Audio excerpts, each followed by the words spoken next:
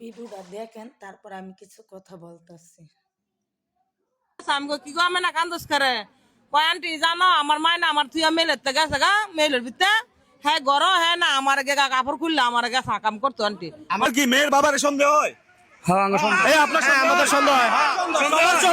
দেখেন কিশোরী আমেনা হত্যা মামলার প্রধান আসামি কিশোরী আমেনাকে ধর্ষণের পর হত্যা করেছিল। 1-2 মাইল রাস্তা আমরা দৌড়ে আমরা তাকে গ্রেপ্তার করতে সক্ষম হয়েছি।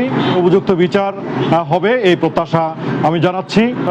গণমাধ্যম কর্মী আপনারা আমার প্রশ্ন হওয়ার জন্য আমরা মাধবদিবাসী নরসিংদীবাসী প্রস্তুত ছিলাম না। কিভাবে নাও সারা পৃথিবী সারা বাংলাদেশ কি করে বলি আজকে আমাদের বাপের শাস্তি দেব। এই খবর নিউজ দেখে 15 বছর আমি মেয়েটার ধর্ষণ করছে, তাদেরতে শাস্তি দেওয়া হোক।